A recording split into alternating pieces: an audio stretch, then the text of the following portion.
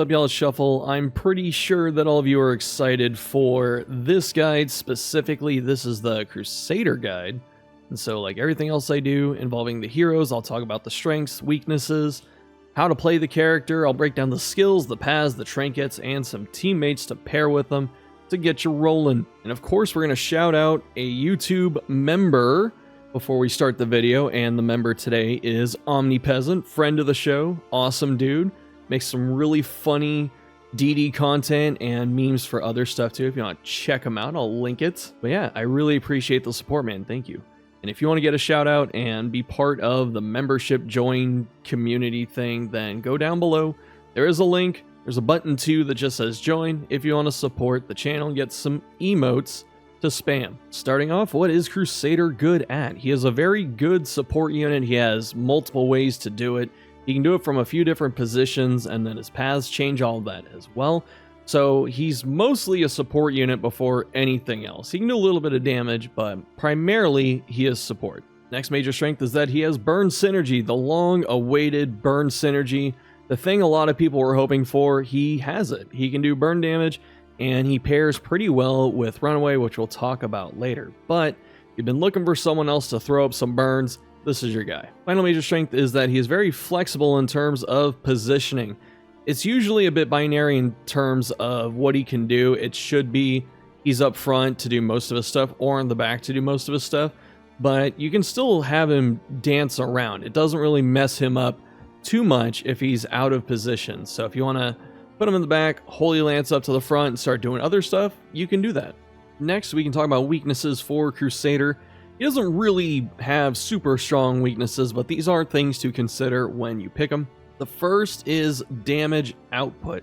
He does have an offensively focused path that does help him out a little bit, but overall, he doesn't have any super big buttons that you set up into to do a ton of damage. You know, there's no lunge after Shadow Fade on Nightsworn. There's no take aim pistol shot. There's no Howling End with Strength Token involved and stuff like that. So his damage isn't terrible, but he doesn't usually have super big hits. Next major weakness is that he is short on skill slots. This is really a 6, 7, 8 move slot syndrome character, meaning he has so many things that you want to put on him that he can press, and he can't have all of them at all times. So you have to be very picky about what you end up using.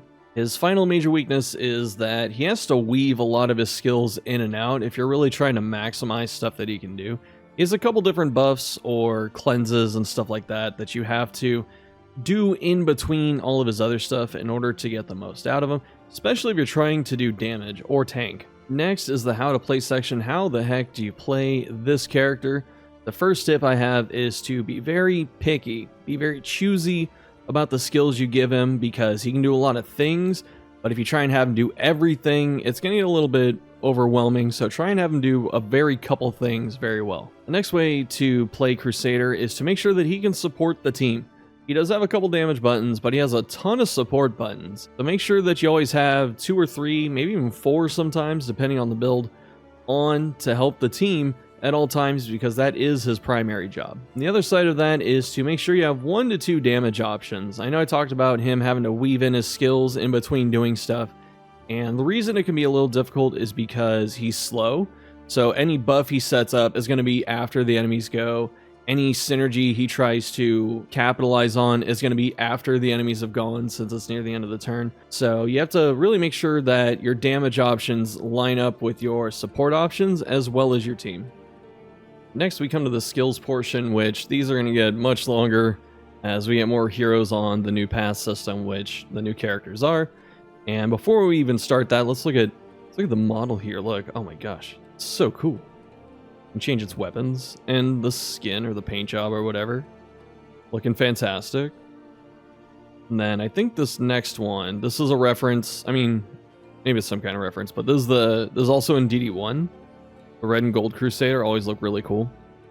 And then finally we have Templar, which kind of seems like Aggressor a little bit in terms of the color scheme, but it's got like the bluish purple scarf. But the sword's really cool too. It's the flat end of it, like the Executioner sword or whatever it's supposed to be, and the leper has one? I don't know.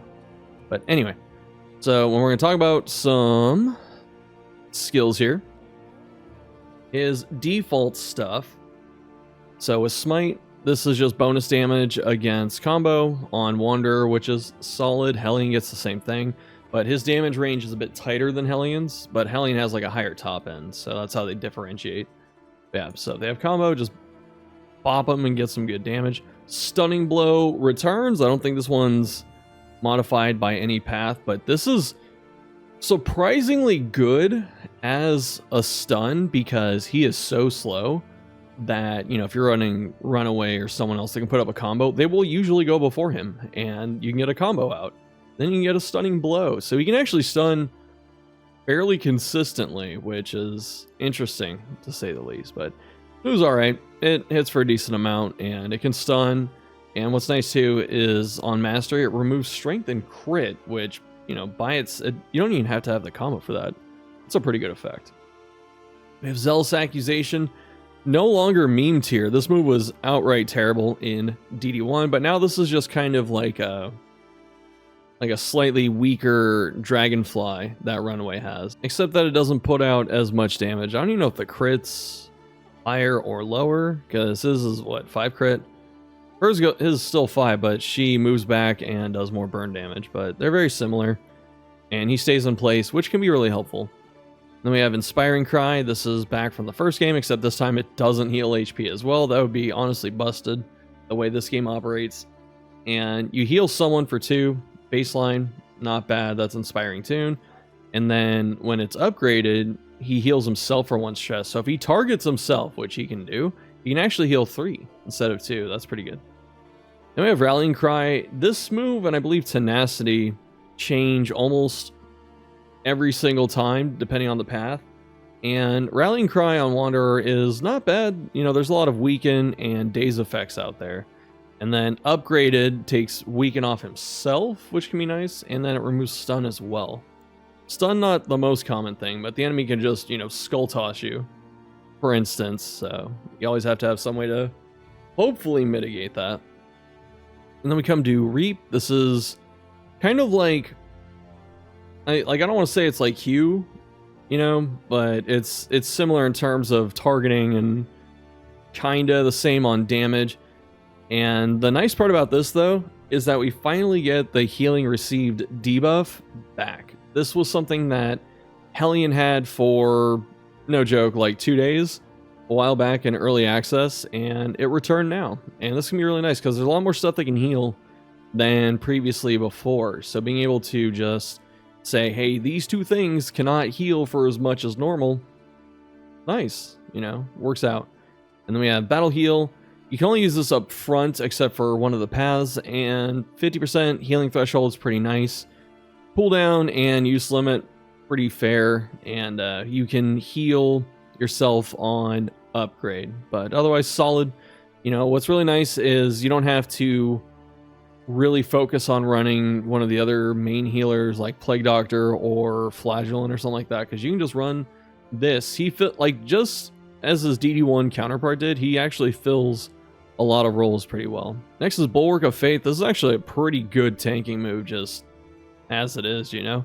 There's no use limit, just 2-turn cooldown. What differentiates him from Man-at-Arms is he cannot generate block plus on, I think, anything by himself. He would need a trinket or something, but he can't do it by himself. He only gets regular block, but he gets a ton of regen. And the upgrade goes up to 4 regen, and the reason this is actually very important is because a lot of the common damage over time, like amounts, you know, there'll be 2 or 3 over 3 rounds or whatever.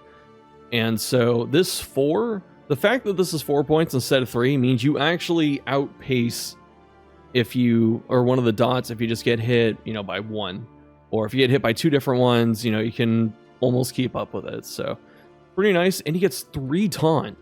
That's a lot. 3 taunt, you know, you only have 2 on most other skills, but he actually gets 3 for that. So it was good. Very good. We have Holy Lance, one of my favorite abilities from the first game, just because it gives him some reach and it lets him move around the field a bit, and it's pretty much the exact same in terms of targeting as it was in the first game. Slightly less damage just because that's how this game operates. And it burns. That's pretty nice, right? More burn synergy. And then upgraded, it combos the target guaranteed and has some decent crit. This is a solid move. I know there's some people saying, I don't want Holy Lance to be busted again.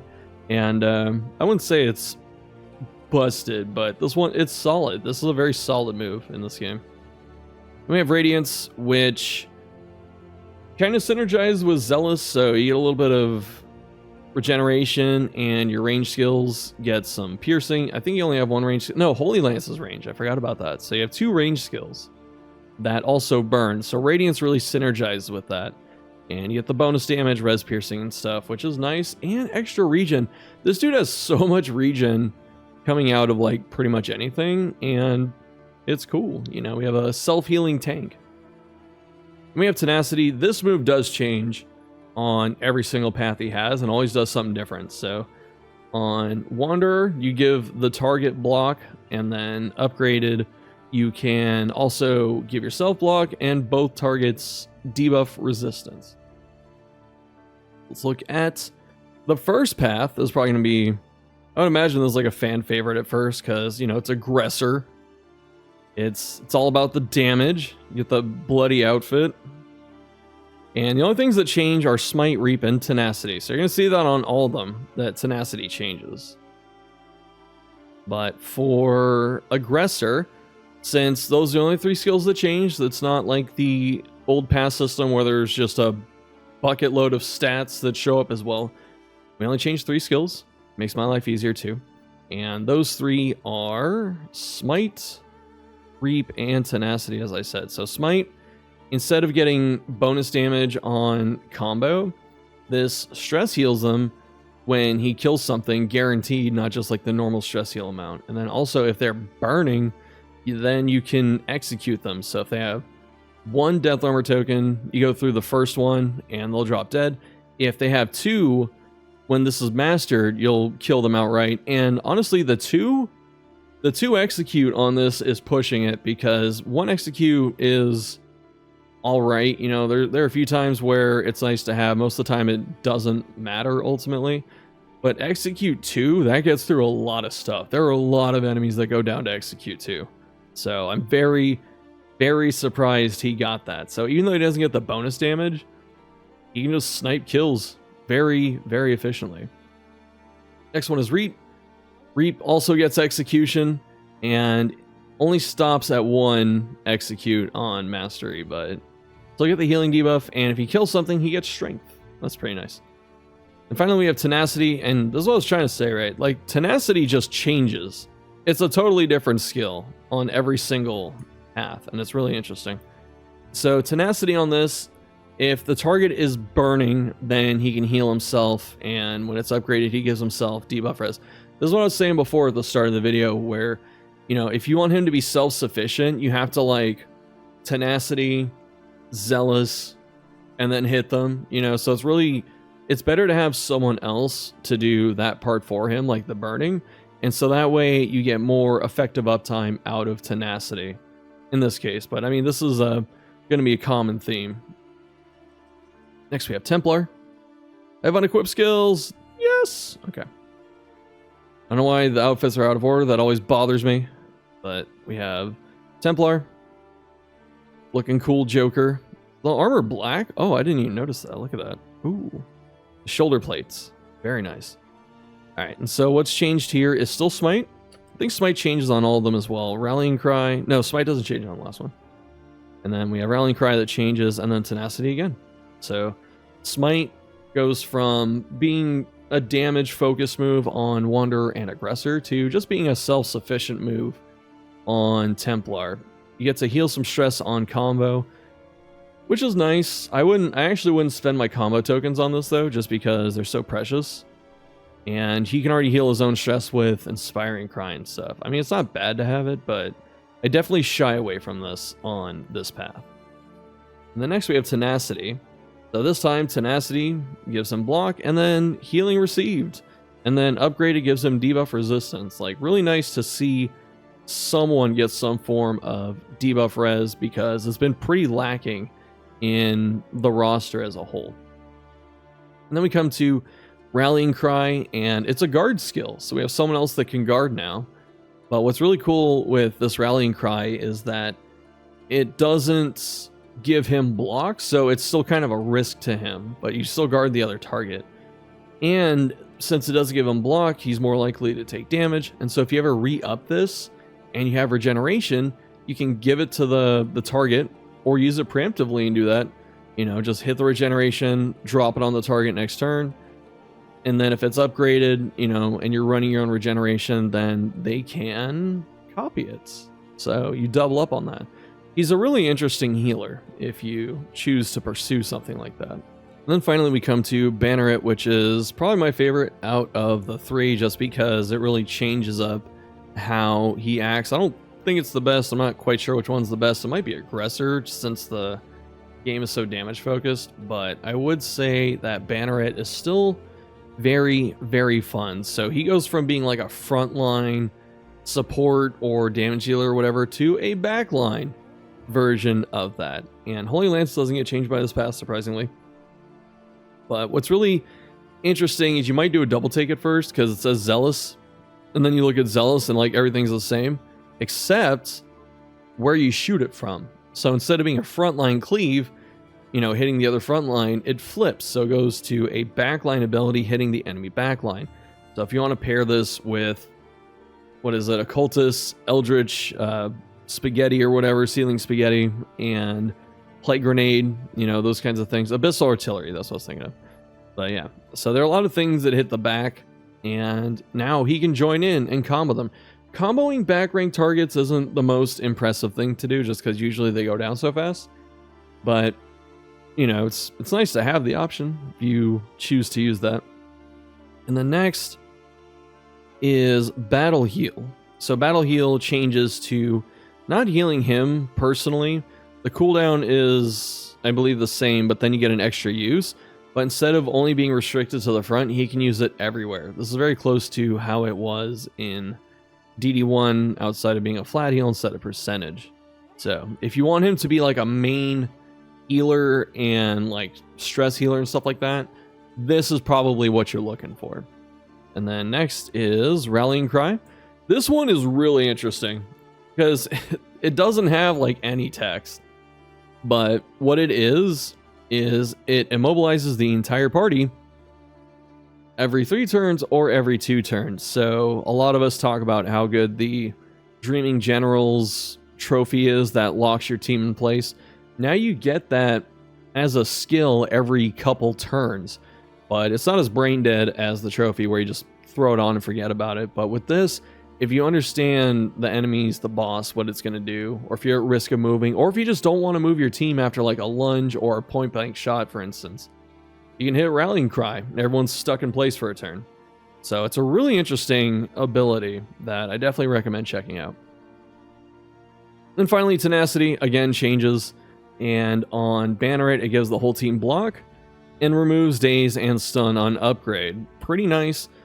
Not too common to get stunned multiple times. I mean, there's a couple instances where it does happen, but just being able to get rid of all of that, especially some of the side effects of powerful skills like Pirouette and Encore, daze the user. And so now you can cleanse that after their turn, which is pretty cool. So we will now talk about Trinkets. And so it's got 3 class ones like everyone else, and the first is Fieldstone, which is pretty good on the upsides and then pretty detrimental on the downsides if it triggers. So if you get hit, throw a burn on someone 66% of the time, and Radiance gives you bonus burn dealt. So that can be pretty cool. Or putting, you know, burn on or extra damage out besides you just getting hit, and then paired with all of his ability to guard, self-heal, taunt, stuff like that, then he can really just draw a lot of damage to himself. But if he does get comboed, he gets 2 stress at the end of the turn, and that's kind of scary because combo isn't super mega common, but if he does get hit by it, or if a trinket procs it on him or something, then you know, he's obviously taking 2 stress, and what if someone doesn't use the combo on the enemy side? He takes 2 more stress, so this could potentially be 6 stress from 1 stray hit if you're not careful, and that's kind of dangerous. Next is Pilfered Wealth, which I think is one of the coolest trinkets in this game in terms of mechanics. So the extra crit or damage or whatever that people have on different stuff for having relics, which is gold, in your inventory, that's not new. But for him, he gets bonus 10% crit, which is really nice. His crit rates aren't super good.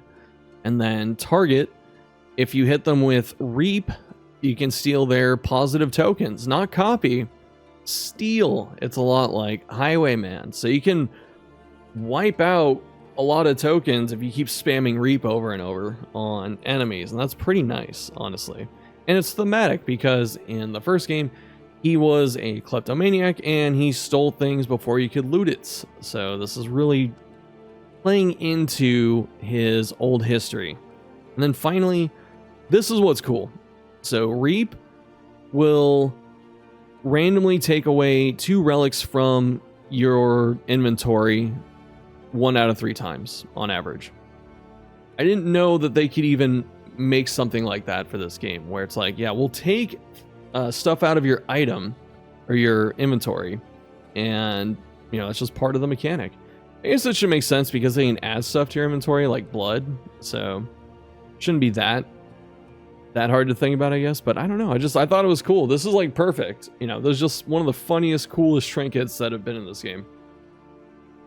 And we have Signed Indenture. So if he's moving, either using just the regular move ability, or I think an enemy can proc this as well. So if he ends up moving from an enemy hitting him, then he can give people behind him block. But primarily what's going to happen is if you use this with Holy Lance, you're going to move up, do damage, and give the person block behind you. So that's a nice trinket improvement to Holy Lance, even though none of the paths touch it. And if you can get this with your allies moving around too, like if Jester does Fade to Black or whatever and goes behind him, then you can block Jester. That's pretty interesting. And then finally we have Turn End. If he's in the very back, he gets Weaken, which, you know, that kind of makes it a little more punishing for the trinket. If you start him in 4, but you don't go anywhere, then he gets Weaken next turn, then you Holy Lance and it's Weaken, but it's a Turn End, not Turn Start. So I actually wouldn't mind if this was Turn Start, but since it's Turn End, you do have a chance to play around it. To round out the video, we'll talk about some good teammates for Crusader. You don't have to run all 3 of these at once, but you actually can, since Crusader can heal HP as well as stress heal. The first is Bonnie, aka Runaway. She has finally gotten her burn partner, and they really play off each other very well. So if you want to just stack a bunch of burn, even use Backdraft, that move might come back from the dead. Or if you want to set up your Aggressor Crusader for executions, there's a lot of stuff you can do between these two, and they're both mobile enough to move around through the party if they get out of position. So it's a very, very good duo. So if you run Bonnie, now you get a chance to. The next teammate we're talking about is Jester. Jester does pair very well with a lot of characters. There's no secret there, but what's nice about Crusader and Jester together is, you know, Crusader can move around with Holy Lance. Jester can move around with a lot of his skills. He can also put people back in a position with his songs. And Jester has the ability to heal stress, and that means that Crusader doesn't have to. So essentially, your normal Jester setup usually has Inspiring Tune, and that makes it so Crusader does not have to run Inspiring Cry. He can just swap that out and grab some other really nice support skill. The final hero that goes well with Crusader is probably no surprise, and that is Highwayman. Dismas does a fantastic job of kind of filling the gaps that Crusader has, as well as being able to play off a lot of his stuff. And since he's faster than Crusader by a good amount, that means that Highwayman can usually get to where he needs to be or use whatever support skill to his advantage before Crusader has to go and do something else. These two together, depending on what you're able to pick up for trinkets and stuff, are very good at just getting rid of enemy tokens. Highwayman can steal them or destroy them very consistently. Crusader can do it with a Trinkets, but also since Crusader has a bit of reach and he has a cleave and stuff like that, he is able to help Highwayman in terms of just getting tokens off of people, especially with like Stunning Blow taking off crit and strength. All right, y'all, that's gonna do it for the video. Thanks for watching. Let me know what you're thinking down below in the comments. Some other strategies I may have missed, how you like to play Crusader, and what teammates are you putting him with that work for you. Thanks so much for watching, and I'll see you next time.